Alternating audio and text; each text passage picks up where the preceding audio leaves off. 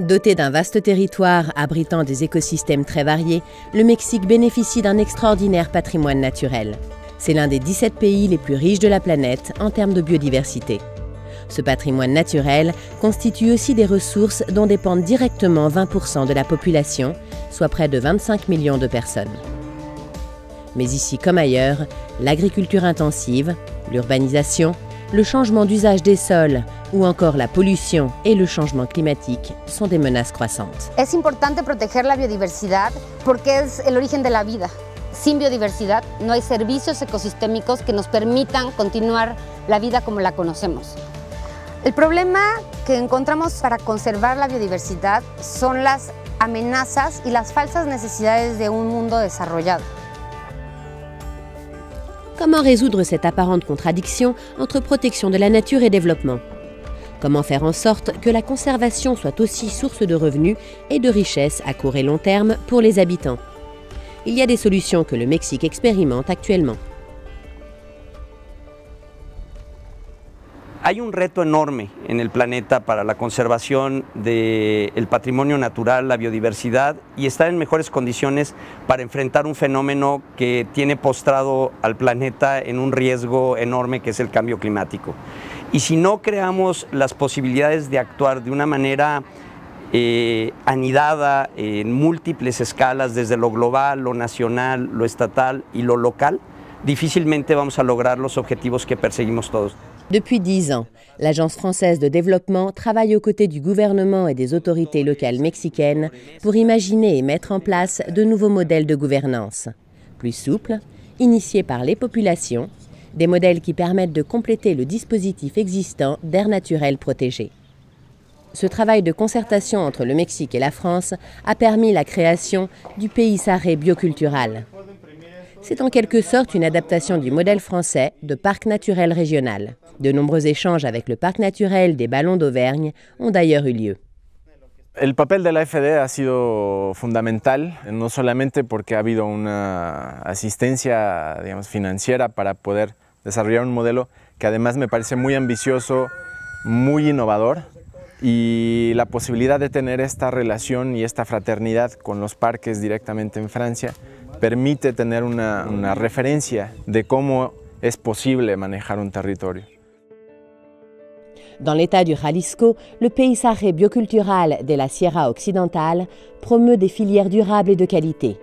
De l'agriculture à l'élevage en passant par l'artisanat, l'implication des habitants est essentielle. C'est tout le territoire, son patrimoine naturel et culturel qui est alors valorisé. La préservation de l'environnement apparaît comme une solution durable, mais aussi rentable. Et cet espace est à nouveau attractif.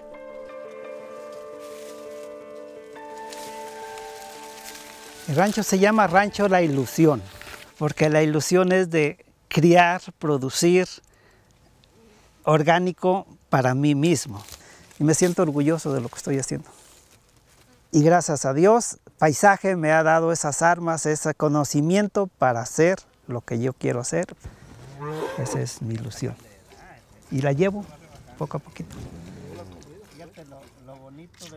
En el campo mexicano, la vida rural se ve como una condición precaria. Y en este caso el paisaje biocultural lo que busca y el espíritu que pretende mantener es el de una vida rural digna, que de alguna manera con el potencial presente pueda encontrar una vía de desarrollo que permita dignificar la vida rural, tener una buena condición de vida.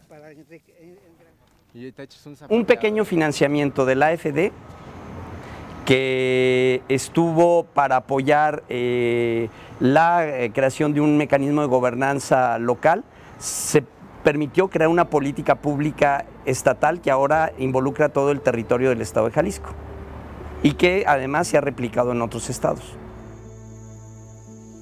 En parallèle, l'AFD encourage un autre outil souple de gestion des espaces naturels. On les appelle les aires volontairement destinées à la conservation.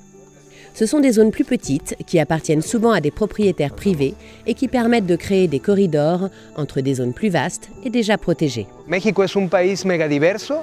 Lo que tenemos que lograr es tener instrumentos que permitan que, por ejemplo, las áreas protegidas no sean unas islas de conservación, sino que exista conectividad ecológica entre ellas y otros instrumentos de conservación. Y esto lo estamos haciendo a través del proyecto BioConnect, probar diferentes instrumentos para lograr esa conectividad ecológica. De lo contrario, los ecosistemas, los recursos naturales, los servicios ambientales no tendrán viabilidad en el futuro.